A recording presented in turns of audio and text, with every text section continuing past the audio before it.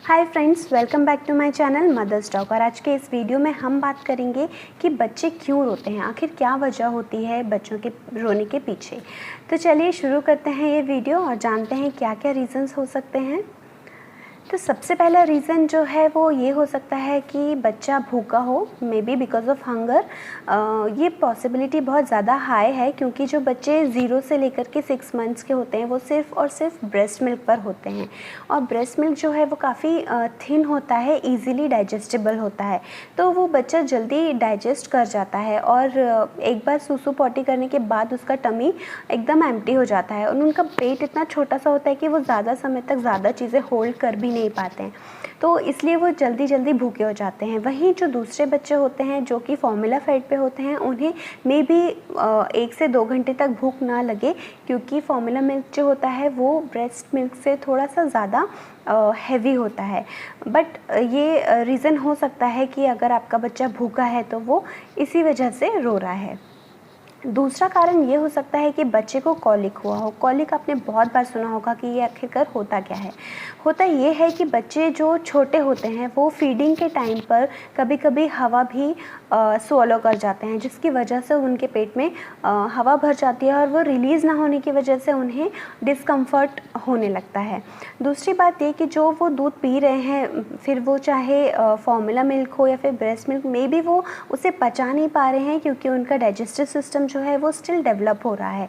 तो ये रीज़न हो सकता है कॉलिक का। और जिन बच्चों को कॉलिक होता है, ये जनरली देखा गया है और माना भी जाता है कि वो बच्चे दोपहर में या फिर शाम को अर्ली इवनिंग ज़्यादा रोते हैं और उनकी बॉडी लैंग्वेज जो होती है वो भी थोड़ी सी चेंज हो जाती है। वो अपने पैरों को अपने पेट की तरफ खींचते हैं और जो भी उनकी नॉर्मल बॉडी लैंग्वेज होती है उससे थोड़ी सी डिफरेंट हो जाती है। तो आप इजीली मेकआउट कर सकते हैं कि बच्चे को कॉलिक हुआ है।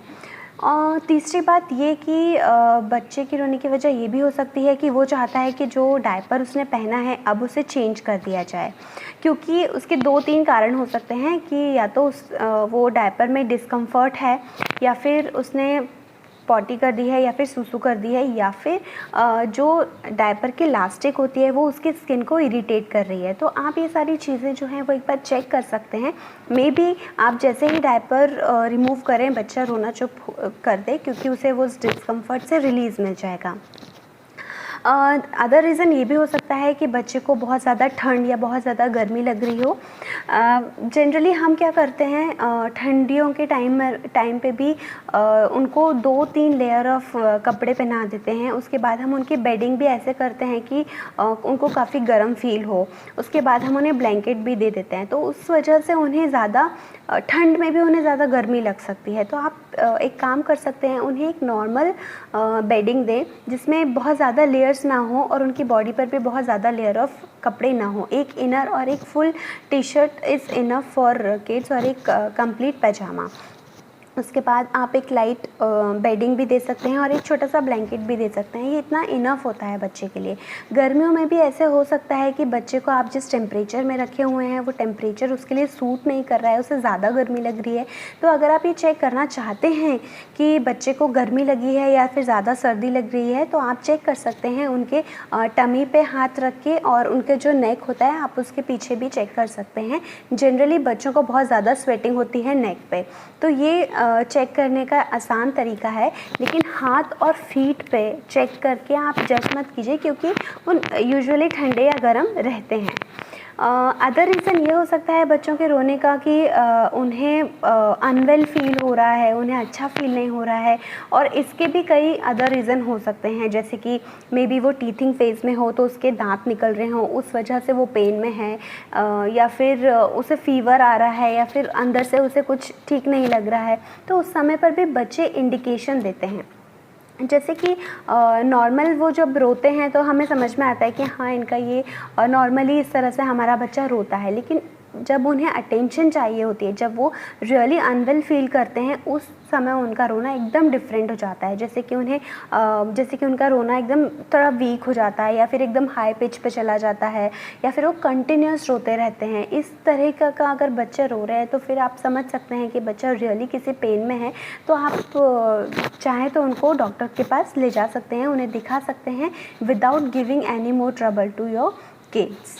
एक और रीज़न ये भी हो सकता है बच्चे के रोने का कि मे बी आपका बच्चा टायर्ड हो चुका हो, अब उसे आराम करने की ज़रूरत है। छोटे बच्चे जो होते हैं ना, वो उनके पास ज़्यादा कुछ करने के लिए होता नहीं है, वो सिर्फ अपने हाथ पाँव हिलाते हैं, इधर उधर देखते हैं, थोड़ी बहुत एक्टिविटी करते हैं। मसाज के दौरान वो थक जाते हैं, तो उनकी ये छोटी छोटी एक्टिविटीज़ जो होती हैं वही उन्हें थका देती हैं।